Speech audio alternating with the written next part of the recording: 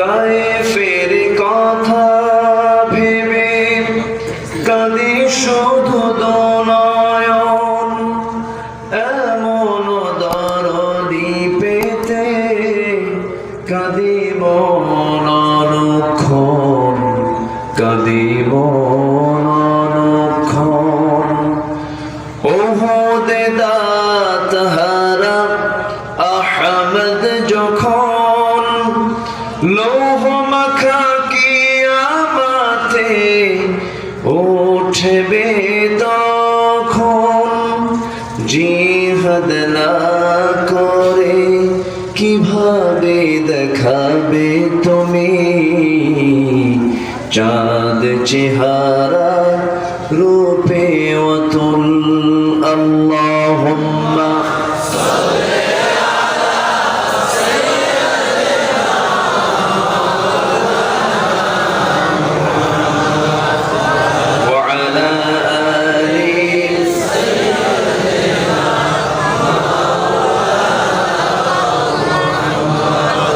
সবাই বলুন বালাগাল উলা বিকামালিহি কাশাফাত তুজা বিজামালিহি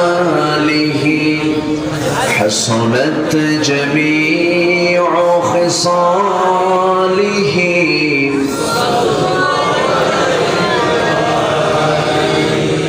مشرق حب محمد مطلع دیوان ما، مطلع خورشید سقاس سینه سوزان ما، بلغ العلا كشف الدجى بجماله.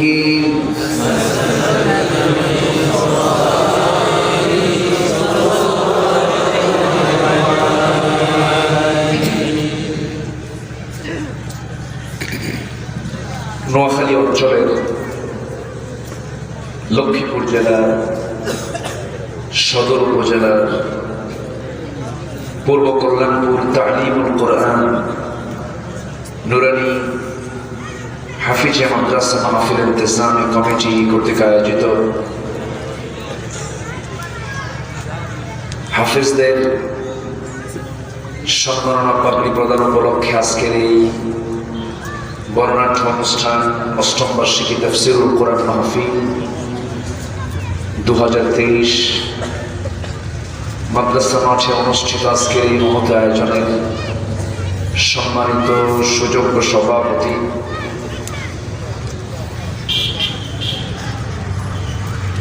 ইসলাম দরদী ব্যক্তিত্ব বিশিষ্ট ব্যবসায়ী জনাব শামসুল আলম, আজকে প্রোগ্রামের সম্মানিত প্রধান অতিথি পত্র প্রতিষ্ঠানের দাতা সদস্য বিশিষ্ট ব্যবসায়ী শিল্পপতি জনাব মিজানুর রহমান, আমার পূর্বে কথা বলেছেন নন্দিত আলেম দ্বীন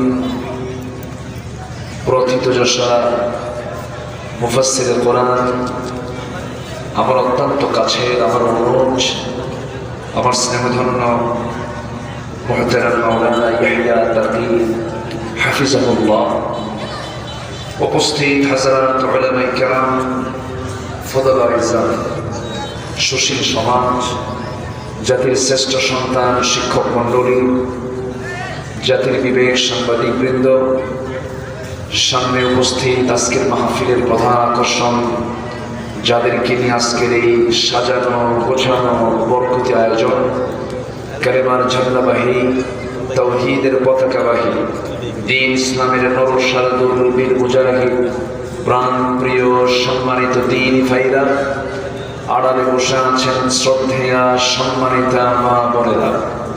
আলোচনার সূচনায় আনুষ্ঠানিকতার মধ্য দিয়ে আমার পক্ষ থেকে আবারও দিল খোলা সালাম, আসসালামু আলাইকুম ওয়া রাহমাতুল্লাহি ওয়া বারাকাতুহু। সবাই কেমন আছেন? আমাকেও প্রশ্ন করবেন যে আল্লাহ তাআলা আমাকে আপনার কাতারই রেখেছেন। ভালো আছি আলহামদুলিল্লাহ। ভালো থাকা, জীবনের যত নিয়ামত আছে এর মধ্যে শ্রেষ্ঠ নিয়ামত হলো ভালো থাকা, সুস্থ থাকা। আজকের যিনি প্রধান মেহমান আসতে পারেন নাই, শুনেছেন তিনি অসুস্থ। সুস্থতা কত বড় নিয়ামত, অসুস্থ না হলে এটা বোঝা যাবে না। অবসর কত বড় একটি সুযোগ, ব্যস্ত হলে টের পাওয়া যায়। যৌবনের উন্মাদনা যৌবন থাকতে টের পাওয়া যায় না, বুড়া হলে টের পাওয়া যায়। এই জন্য রাসূল কারীম সাল্লাল্লাহু আলাইহি ওয়াসাল্লাম তিনি বলেছেন, ইগতানিম খামসান ক্বাবলা খামসিন, পাঁচটি অবস্থা আসার আগে পাঁচটি অবস্থাকে তোমরা গনিমত মনে করো। এর মধ্যে নাম্বার 1, শাবাবাকা ক্বাবলা হারামিক, বার্ধক্য আসার পূর্বে যৌবনের। সিহহাতাকা ক্বাবলা মারাদিক, অসুস্থ হওয়ার পূর্বে সুস্থতা। গিনাকা ক্বাবলা ফাকরিক, ফকির হওয়ার আগে ধনী। অসচ্ছলতার পূর্বে সচ্ছলতা। এরপর ফিরাকাকা ক্বাবলা শুগলিক, ব্যস্ত হওয়ার পূর্বে অবসরের। হায়াতাকা ক্বাবলা মাউতিক, মৃত্যুর পূর্বে জীবনের। এই পাঁচটিকে গনিমত মনে করতে বলেছেন মুহাম্মদ সাল্লাল্লাহু আলাইহি ওয়াসাল্লাম। আমরা সুস্থ থেকে, নিরাপদে থেকে আমরা আসতে পেরেছি এমন জান্নাতের টুকরায়। শুকর আদায় করছি সেই মহান রবের শানে, বলছি আলহামদুলিল্লাহ। সবাই বলছে আলহামদুলিল্লাহ। চিৎকার মেরে বলছে আল্লাহুম্মা ইন্নী আসআলুকা আল হুদা ওয়াত তুকা ওয়াল আফাফা ওয়াল গিনা। সবাই বলি আল্লাহুম্মা লাকা আসলামতু ওয়া বিকা আমানতু ওয়া আলাইকা তাওয়াক্কালতু ওয়া ইলাইকা আনাবতু ওয়া বিকা খাসামতু। আমরা আল্লাহ তাআলার শুকর আদায় করে নিলাম, তারপর তাওয়াক্কুল করে আসুন আমরা মূল আলোচনার পর্বে চলে যাচ্ছি। আমার পূর্বে যিনি কথা বলেছেন অত্যন্ত গুরুত্বপূর্ণ সমাজ বিনির্মাণে কোরআনের ভূমিকা, এই শীর্ষক তিনি কিছু কথা উপস্থাপন করেছেন। অত্যন্ত সুন্দর, সাবলীল, তাৎপর্যপূর্ণ, দলিল আদিল্লা নির্ভর, যুক্তি নির্ভর, জোরালো সুন্দর কথা তিনি উপস্থাপন করেছেন, প্রেজেন্ট করেছেন। আমরা তার জন্য দোয়া করি, আল্লাহ তুমি তার কথার সৌন্দর্যকে আরো বাড়িয়ে দাও। ইতিমধ্যে ইয়াহিয়া তাকি আমাদের অনেক, যদিও জুনিয়র, কিন্তু তার ইলম, তার দ্বীনের কথা প্রেজেন্টেশন আন্তর্জাতিক পরিমণ্ডলে প্রশংসা কুড়িয়েছে। আল্লাহ তুমি তার জেহেন জবানকে ইসলামের জন্য কবুল করো। এই জাতির দ্বীন প্রচারে তুমি তাকে কবুল করে নাও। সম্মানিত ভাইরা, আসুন আমরা আলোচনার দিকে চলে যাচ্ছি। আমরা যে কিতাবের আলোচনা আমার পূর্বে আমরা যারা শুনেছি, আমিও শুনেছি, আমিও শ্রোতা ছিলাম। আমি বসে বসে আমি এসেছি, আমিও বসে বসে শুনেছি। না শুনলে আপনি বলবেন কেমনে? না পড়লে আপনি শিখবেন কেমনে? এই জন্য যিনি বলবেন তাকে শোনা দরকার বেশি না কম? বেশি। যিনি বলবেন তার পড়াশোনা করা দরকার কম না বেশি? বেশি। শিক্ষক বেশি পড়বে না ছাত্র বেশি পড়বে? শিক্ষক। সম্মানিত ভাইরা, সম্মানিত হাজিরিন, আমরা যে কিতাবের আলোচনা শুনতে এসেছি এটা কি দুনিয়ার না আসমানের? বলেন আসমানের। কোরআন ছাড়া পৃথিবীতে যত কিতাব আছে সব কি দুনিয়ার কিতাব।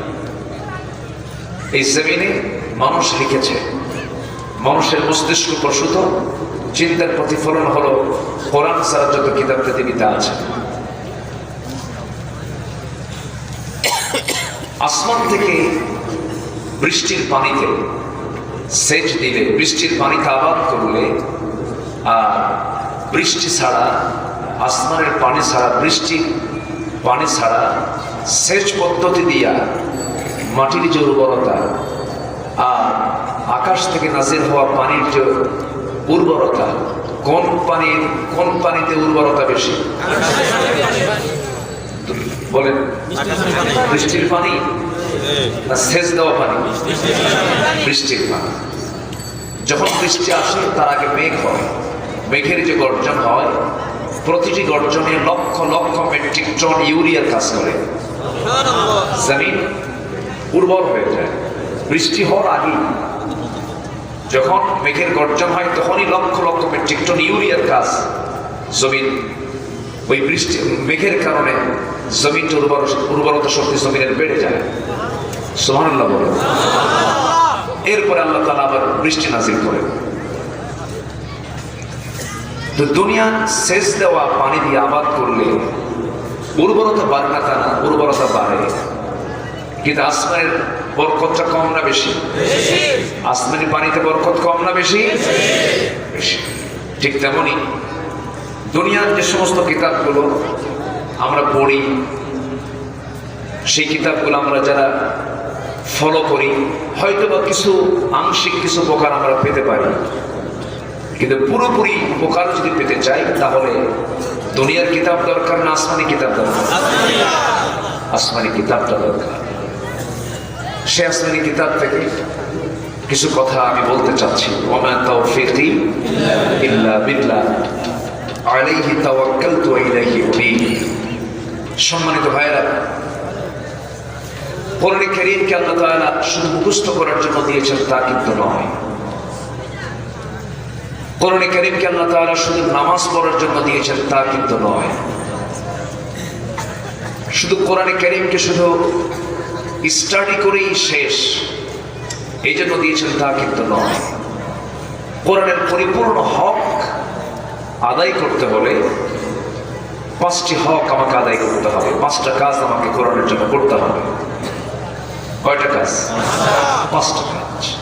একটু কান লাগাবেন, শুরু তো মাদ্রাসা মাহফিল, একটু বলতে হচ্ছে কথা বলুন। আল্লাহ রাব্বুল আলামিন এই পৃথিবীতে যেদিন মানুষ পাঠিয়েছেন সেই দিনই কিতাব দিয়ে সেই মানুষকে পাঠিয়েছেন। পৃথিবীর প্রথম মানুষটাকে বলেন? প্রথম মানুষকে আদম আলাইহিস সালাম। তিনি দুনিয়াতে যখন আসলেন খালি হাতে না কিতাব নিয়া? আল্লাহ তাআলা তাকে খালি হাতে পাঠান নাই, কিতাব সহকারে পাঠিয়েছেন। পৃথিবীর প্রথম মানুষ তিনি হলেন কিতাবওয়ালা। তিনি শুধু জ্ঞানী ছিলেন না, তিনি মহাজ্ঞানী ছিলেন। আল্লাহ তাআলা তার শিক্ষা নিয়ে কথা বলেছেন, তিনি নিজেই বলেছেন ওয়া'আল্লামা আদামাল আসমাআ কুল্লাহা। আল্লাহ তাআলা আদম আলাইহিস সালামকে এই পৃথিবীর সকল কিছুর নামের শিক্ষা দিয়েছেন। যত নাম, সবকিছুর পরিচয়, সবকিছুর সঙ্গে আল্লাহ তাআলা তাকে পরিচয় করে দিয়েছেন। অর্থাৎ ধরুন আমের যত জাত আছে সমস্ত জাত আদম জানতেন, ধানের যত জাত আছে সমস্ত জাতের নাম তিনি জানতেন, যত ফসল যত ফলাদি সব তিনি জানতেন, নামগুলো জানতেন, আবাদের পদ্ধতিও তিনি জানতেন। এই পৃথিবীতে প্রথম কৃষি কাজের উপকার হলেন সাইয়্যিদনা আদম আলাইহিস সালাতু ওয়াস সালাম। বাংলাদেশে কত পার্সেন্ট কৃষক? 80%। আমরা তাই তো পড়ে আসছি, তাই না? 80% হলো কৃষক মানুষ, সব আদমের কাজ করে। কার কাজ করে? আদমের কাজ করে।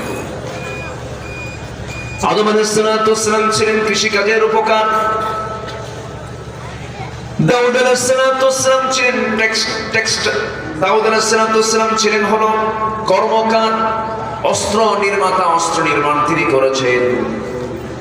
এরপরে ইদ্রিস আলাইহিস সালাম ছিলেন টেক্সটাইল ইঞ্জিনিয়ার, গার্মেন্টস শিল্প তার ছিল, গার্মেন্টসের তিনি কাজ করেছেন।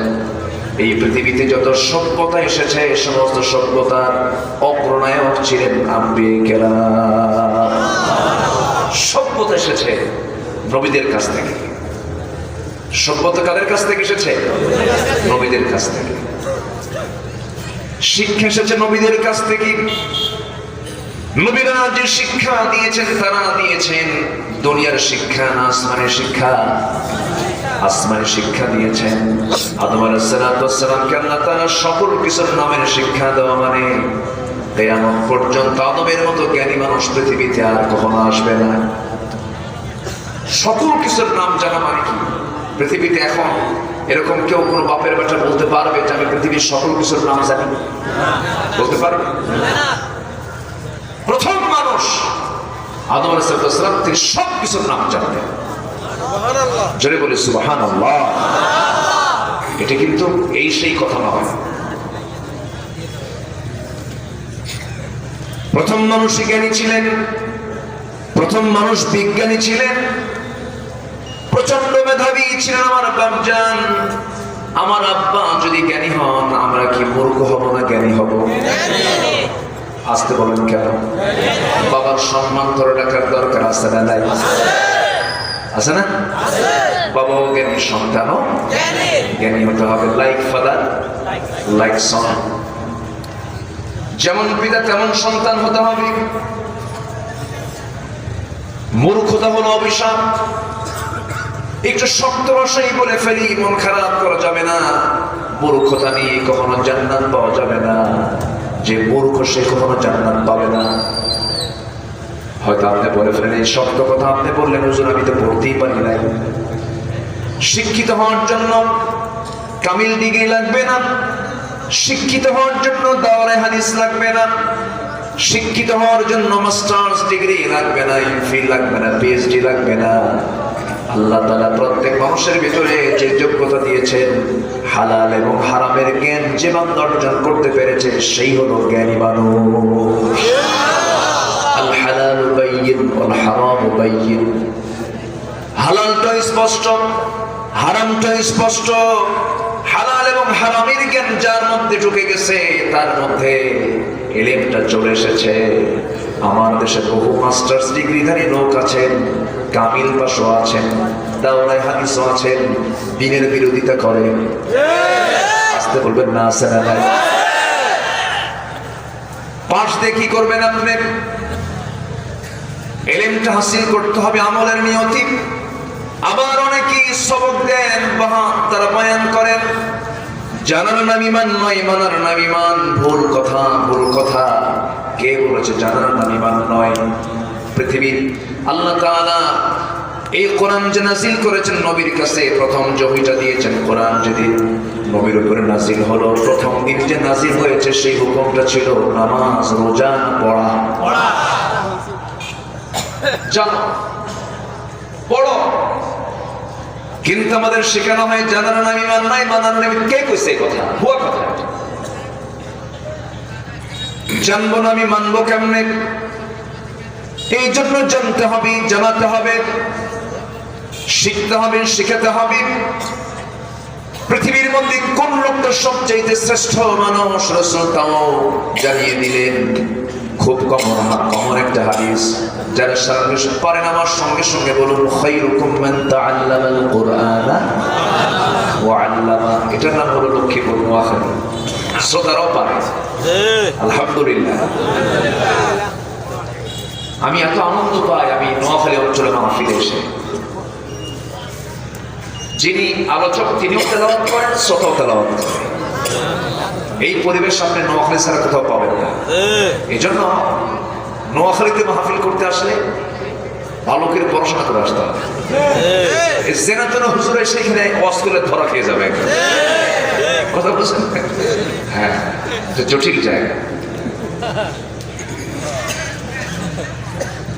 বাংলাদেশের এমন কোন জেলা নাই, এমন কোন থানা নাই যে জায়গার নেতৃত্ব দিচ্ছে নোয়াখালী ছাড়া অন্য অঞ্চলের মানুষ।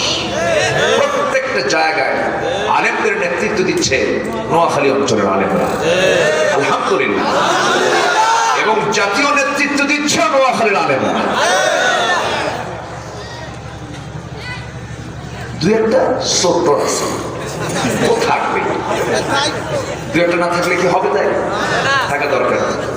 রাসূলের ঘরের সঙ্গে তো আবু জেহেলের বাড়ি ছিল।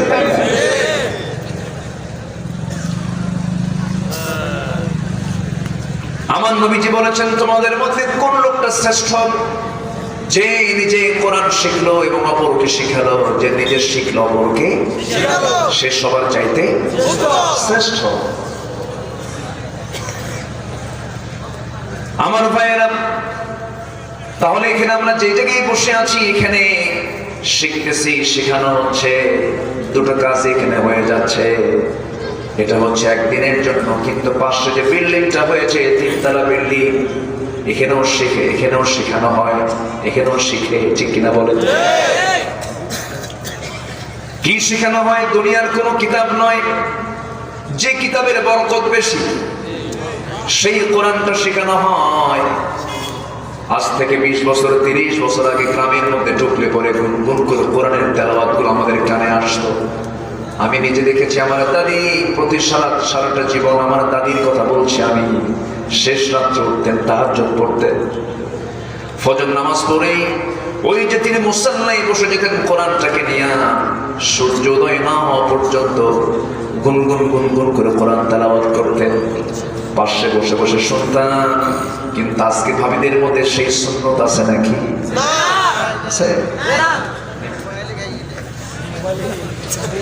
হ্যাঁ, আজকে ভাবিরা তাহাজ্জুদ উঠবে কখন? ঘুম আসতে আসতে তাহাজ্জুদের সময় হয়ে যায়। কি তাহাজ্জুদ পড়ে চিন্তা করেন?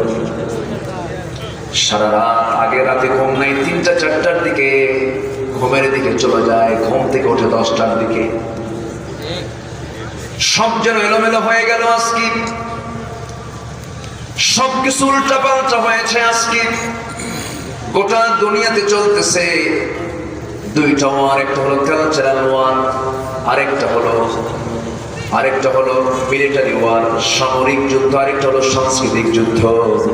সেই সাংস্কৃতিক যুদ্ধটা কি? কলকাতার নাটকগুলোতে যে জামা বের হয়, পরের দিন নোয়াখালীর মার্কেটে সেই জামা পাওয়া যায়। এটা হলো সাংস্কৃতিক যুদ্ধ। ওরা নাটক তৈরি করে মার্কেটিং করার জন্য। ফিফা ওয়ার্ল্ড কাপ খেলা শুরু হলো, কোথায় আর্জেন্টিনা, কোথায় ব্রাজিল। আমার দেশে লক্ষ্মীপুরের কোন একটা গ্রামের অজপল্লীতে ছোট্ট একটা বাচ্চার গায়ে মেসির 10 নম্বর জার্সি। সাংস্কৃতিক বিজয়গুলো খেলা চলতেছে, ব্রাজিল আর্জেন্টিনা, মারামারি লাগে ব্রাহ্মণবাড়িয়া, 3 জন শহীদ হয়েছে।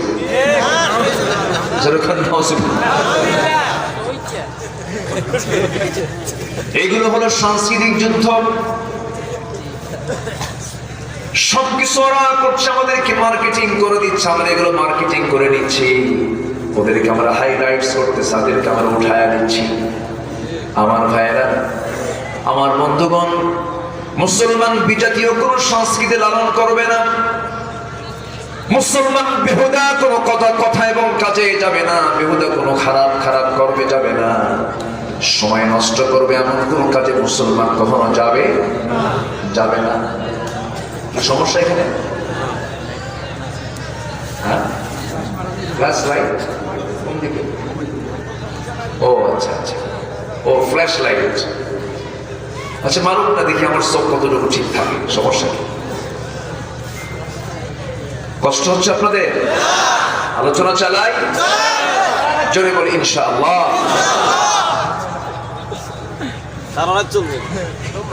হ্যাঁ, দেখা যাক মেশিন কতক্ষণ চলে। থাকুক। তাহলে এমনও হয়েছে, গত মাসের আগের মাস আমি কক্সবাজার থেকে আসতেছি, মাহফিল শেষ করে আমি চিটাগাং হয়ে, কুমিল্লা হয়ে আমি ঢাকার দিকে যাব। দেখতেছি প্রত্যেকটা মোড়ে মোড়ে বড় বড় প্রজেক্টরে খেলা চলছে, রাত 2টার দিকে 3টার দিকে। এই যে সময়গুলো ব্যয় করলো, আল্লাহ বলছেন, বান্দারে আমি আর শাহজিন থেকে প্রত্যেক রাতে 12টার পরে আমি তোমার গুনাহ মাফ করার জন্য প্রথম আসমানে চলে আসি। ফিস সামাঈদ দুনিয়া আলা মিন মুস্তাগফিরিন ফাগফির লাহ, কোন ক্ষমা প্রার্থী আছো আমার কাছে ক্ষমা চাবে, আমি তাকে ক্ষমা করে দেব। কিন্তু মুসলমান কি করলো? তাহাজ্জুদের সময় উঠলো, ওযু বানায়া খেলা শুরু করলো।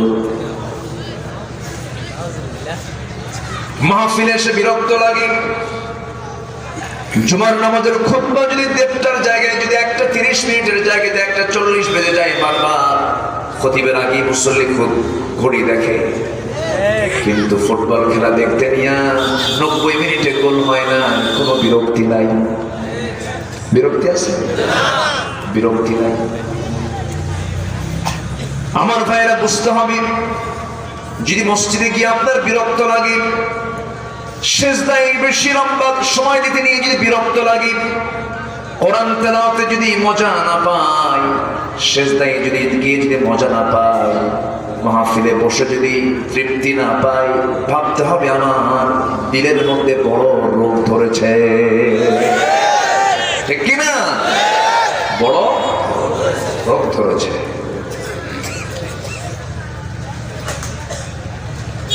আমরা প্রথমে এই বিষয়টা আমি আপনাকে জানাতে চাচ্ছি, মেহেরবানি করে বুঝবেন। এটা সবার আগে আমরা জানবো, শিখবো, নিজে শিখবো, পরকে শিখাবো। এই যে মাদ্রাসার আজকে 3 থেকে 4 জন ছাত্রকে যে দাস্তারবন্দি দেওয়া হলো, আমি তো মনে করি এরাই হলো জাতির সবচেয়ে বড় শ্রেষ্ঠ সন্তান। বিশাল বড় যোগ্যতা এটা। এই যোগ্যতার কোন পুরস্কার পৃথিবীর কেউ দিতে পারবে না। এই যোগ্যতার পুরস্কার দিবেন একমাত্র কে? আসতে বলবেন না, কে দিতে পারবে? আল্লাহ দিতে পারবে। এই জন্য নিজে শিখতে পারি না, কোন আলিমান আও মুতাআল্লিমান আও মুস্তামিআন আও মুহিব্বান ওয়ালা তাকুন খামসান ফাতুহলিক। নিজে আলেম হও, আলেম হতে পারো নাই, ছাত্র হয়ে যাও। শেখার চেষ্টা করো, জানার চেষ্টা করো, বোঝার চেষ্টা করো। শিক্ষার জন্য কোনো বয়স লাগে না। বড় হয়ে গেছে, চাচার বয়স 70 বছর। যখন বলা হয় চাচা আপনি কোরআনটা পড়া শিখছেন নাকি? বাবা মুখে আসে না, পারি না কিছুই। যখন চাচাকে বলা হয় চাচা, ওই চন্দ্রগঞ্জে মূল রাস্তার মোড়ে যে একটা সুন্দর জায়গা আছে, 10 শতাংশ জায়গা, সেই জায়গার দাগ নাম্বার কত? 83 নম্বর দাগ। টনটনা বলে ফেলছে। যখন বলা হয় চাচা সপ্তাহে 2 দিন আপনাকে জজকোর্টের বারান্দা দিয়ে হাঁটতে দেখে ফাইল, ব্যাপারটা কি? বাবা 4 বিঘা জমি নিয়ে মামলা আছে, উকিল বোঝানো, উকিলটা মাঝে মাঝে আমি পরামর্শ দিয়ে আসি। উকিল কাইনের মারপ্যাচ শেখায় দেয়। জমির দাগ number, CS number, RS number, খতিয়ান নাম্বার সব তার মুখস্থ টনটনা। কিন্তু আমি আপনি মরার পরে আল্লাহ তাআলা সর্বনিম্ন জান্নাত দিবেন, 10টা পৃথিবীর মতো একটা জান্নাত। সেই জান্নাতের দাগ নাম্বার আছে না নাই? আসতে বলবেন না, আছে না নাই? 1 নম্বর জান্নাত কোনটা? বলুন বলুন। জান্নাত বলে 1 নম্বর জান্নাতের দাগ নাম্বার 1 কত? সেই জান্নাতটা কে পাবে? কোন আয়াতে আছে দেখেন। জান্নাতের সমস্ত ঠিকানা আছে না নাই? কোন আমল করলে কোন জান্নাত? আমার একটা লম্বা আলোচনা আছে, কোন আমলে কোন জান্নাত, কোন বদ আমলে কোন জাহান্নাম। দীর্ঘ একটা আলোচনা, আমি আজকে ওই দিকে যাব না। আল্লাহ তাআলা বলছেন 1 নম্বর জান্নাত যদি পেতে চাও, আমি তোমাকে তা ফাইন্ড আউট করে দিচ্ছি। দুনিয়াতে আমি তোমাকে প্রশ্ন উত্তর জানিয়ে দিলাম, উত্তরগুলো ঠিক করো, জান্নাতটা খুঁজে নাও। আল্লাহ তাআলা বলছেন ইন্নাল্লাযীনা আমানু ওয়া আমিলুস সালিহাতি কানাত লাহুম জান্নাতুল ফিরদাউসি নুজুলা খালিদিনা ফিহা লা ইয়াবগুনা আনহা হিওয়ালা। জোরে বলুন আল্লাহু আকবার। সূরার নাম সূরাতুল কাহফ। সূরাতুল কাহফ। সূরা মুমিনুন আল্লাহ রাব্বুল আলামিন এই ফিরদাউসের আরেকটা তথ্য দিয়েছেন। কোন বান্দা জান্নাতুল ফেরদাউস পাবে? ওয়াল্লাযীনা হুম আলা সালাওয়াতিহিম ইউহাফিযুন উলাইকা হুমুল ওয়ারিসুন আল্লাযীনা ইয়ারিসুনাল ফিরদাউসা হুম ফিহা খালিদুন। জোরে বলি আল্লাহু আকবার। নামাজকে যারা যত্নের সঙ্গে আদায় করবে, নামাজের যারা যত্নবান হবে, এরাই হবে জান্নাতুল ফেরদাউসের ওয়ারিস। সেই জান্নাতকে সবাই নিতে চান নাকি? সেই জান্নাতটা কোথায় আছে বলেন? কোথায়? আল্লাহ আছেন কোথায়? জান্নাত কোথায়? আমি কোথায়? সমস্ত তথ্যগুলো কোরআনে আছে না নাই? সেই কোরআন না পড়ে আপনি কি পড়বেন? আপনি আগে কেজি স্কুলের সন্তানকে পাঠায়, কেজি স্কুলের সন্তানকে যখন পাঠায় ভোরবেলা উঠে, বাচ্চাটা 5 বছর বয়স, 5টার দিকে উঠে, ঘুম যায় না, চোখটা লাল টকটকা থাকে, বড় একটা ব্যাগ পিঠে চড়াইয়া দেয়। ব্যাগের ওজন হলো 6 কেজি, বাচ্চার ওজন হলো 4 কেজি। ব্যাগের ওজনটাই বেশি, পিঠ বাঁকা হয়ে যায়, এতগুলো বই দিয়ে দেয়, কোন বই তার মাথায় ঢোকে না। এত বই দেওয়া লাগবে না আপনার সন্তানকে মানুষ করার জন্য। সন্তান যখন কথা বলা শিখবে, একটু যখন মুখ থেকে জিহ্বার যখন ব্যবহার করা শিখবে, কোনো কথা নাই, কোরআনটা শিখায় দেন। কোরআন আপনার সন্তানকে গাইড করে জান্নাতের দরজায় পৌঁছায় দেবে। চোখ বন্ধ করে এই মাদ্রাসায় ছাত্রগুলো বাচ্চাকে দিয়ে দিবেন। রাজি আছেন সবাই? দিয়ে দিবেন। কোথায় শিক্ষকরা আছে? ছাত্র কেমন মাদ্রাসায়? মাদ্রাসার ছাত্র সংখ্যা কেমন আছে? না মাশাআল্লাহ, আলহামদুলিল্লাহ। আমার ভাইয়েরা, সন্তান আজকে বড় শিক্ষিত, কিন্তু বাপকে দেখে না। আছে না নাই? আসতে বলবেন না, আছে না নাই? নিজের চোখে দেখেছি, 2 চোখ সাক্ষী আমার। ঢাকার অদূরে গাজীপুরে কিছু বৃদ্ধাশ্রম গড়ে উঠেছে। সেই বৃদ্ধাশ্রমগুলোতে কিছু বুড়া মানুষের সেখানে অবস্থান হয়েছে। বাড়ি হলো বাড়িধারা, ডিওএইচএস, ধানমন্ডি, এই সমস্ত এলাকায় তাদের বাড়ি ছিল। বুড়া বয়সে ওই মুরব্বীগুলো, ওই বুড়া মানুষগুলো বৃদ্ধাশ্রমে গিয়ে সেখানে শেল্টার নিয়েছে। কেন? আমি একদিন ওই দিকে যেতে নিয়ে ভিতরে ঢুকলাম, একজন মুরব্বীকে দেখতে পেলাম, সালাম দিলাম, পাশে বসলাম, দেখলাম চোখের কোনা বেয়ে বেয়ে টপ টপ করে পানি পড়ছে। বললাম, চাচা আপনার বাড়ি কোথায়? বাড়িধারা। এই জায়গায় কেন? বাবা, বাচ্চাদের সন্তানদের দেখার সময় নাই আমাকে। আমার ছেলেরা খুব ব্যস্ত, ছেলে বউরা খুব ব্যস্ত, আমাকে এখানে রেখে গেছে, মাসে মাসে টাকা দিয়ে যায়, আমাকে দেখার সময় নাই। আল্লাহ কি বুড়ো বয়সে টাকা দিতে বলেছেন না খেদমত করতে বলেছেন? কি বলেন? কি খেদমত করতে বলেছেন? টাকা দিয়ে কি খেদমত হয় নাকি? আমি চ্যালেঞ্জ দিলাম, আমি আজকে এই মাহফিল থেকে চ্যালেঞ্জ দিয়ে দিলাম, গোটা পৃথিবীর কোন বৃদ্ধাশ্রমে এমন কোন বুড়া মানুষ পাবেন না, এমন কোন বুড়ি মানুষ পাবেন না যাদের সন্তানরা আলেম হয়েছে। একটা আলেমের বাপ মাকেও কোন বৃদ্ধাশ্রমেও কোনোদিন খুঁজে পাওয়া যাবে না। ঠিক কিনা? কেন? শিখেছে কোরআন। ধানমন্ডির মতো জায়গায় গত বছর এই দেশের একজন ফেমাস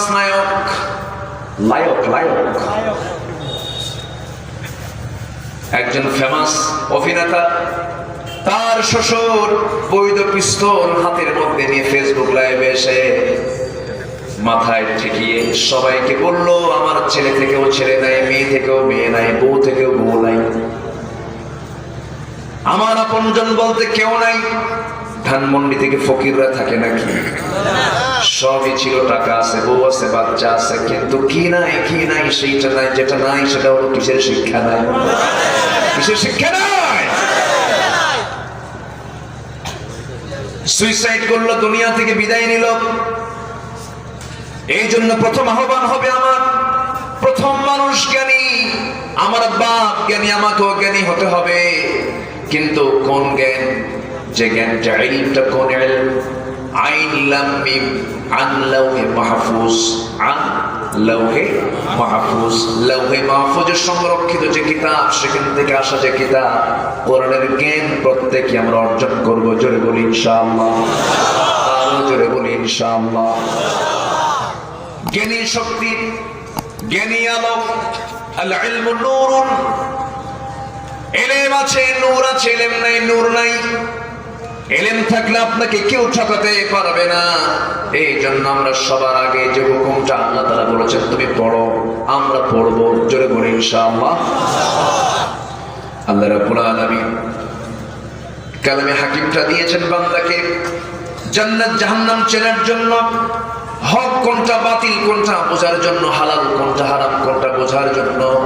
আমরা শিখবো, বুঝবো। হয়তো এরকম মনে করি অনেকে আল্লাহ নামাজকে ফরজ করে দিয়েছেন, ভালো কথা, ঠাকঠুক মেরে কয়েকটা সেজদা দিব আর জান্নাত পেয়ে যাব। না না, শুধু কোরআনটা নামাজের জন্যই যে আসছে তা নয়। আল্লাহ তাআলা সুন্দর করে কালামে হাকিমের মধ্যে বলছেন, যেখান থেকে আমি তেলাওয়াত দিয়ে শুরু করেছি, মহান রব্বুল আলামিন বলেন লাইসাল বিররা আন তুওয়াল্লু وجوهكم قبل المشرق والمغرب ولكن البر من آمن بالله জোরে বলুন আল্লাহু আকবার। কোনো পূর্ণতা নেই ঠকঠক মেরে তুমি তোমার কিবলা, তুমি তোমার চেহারাটা কিবলামুখী করেছো, পূব দিক অথবা পশ্চিম দিক, এর মধ্যে পূর্ণ কল্যাণ তোমার জন্য নেই, পূর্ণতা তোমার জন্য নাই। প্রকৃত পূর্ণতা হলো ওয়ালাকিন্নাল বিররা মান আমানা বিল্লাহ ওয়াল ইয়াউমিল আখির ওয়াল মালাইকাতি ওয়াল কিতাবি ওয়ান নাবিয়্যিন। জোরে বলি আল্লাহু আকবার। সূরাতুল বাকারা 177 নম্বর আয়াত। সূরাতুল বাকারা 177 নম্বর আয়াতে আল্লাহ বান্দাকে 6টা কাজের কথা বলে জানিয়ে দিচ্ছেন, বান্দা এই 6টি কাজ যদি করতে পারো, আমি আল্লাহ তোমাকে 2টা খেতাব দিয়ে দেব। আমি তোমাকে সিদ্দিক খেতাব দেব, আমি তোমাকে মুত্তাকির খেতাব দিয়ে দেব। আর সিদ্দিক হবে যারা, মুত্তাকি হবে যারা, তারা জান্নাতের অধিবাসী হয়ে যাবে। জোরে বলি সুবহানাল্লাহ। আমরা খেতাব পেতে চাই কার কাছে? আসতে বলবেন না, কার কাছে? দুনিয়ার পদ পদবি দিয়ে কি করব? দুনিয়ার পদ পদবি যদি আমাকে জাহান্নামে নিয়ে যায়, সেই পদ পদবির দরকার নাই, ঠিক কি না? দুনিয়ার পদ পদবি দিয়ে কি করব যদি কোরআন মাফিক জীবনটা না করতে পারি? দুনিয়ার সম্মান যশ খ্যাতি দিয়ে কি করব আল্লাহ যদি আমাকে তা পছন্দ না করেন? এই জন্য আমরা কার কাছ থেকে খেতাব নিতে চাই? কার কাছ থেকে সার্টিফিকেট নিতে চাই? আল্লাহর কাছ থেকে। আমরা 6টা কাজ শিখে যাব।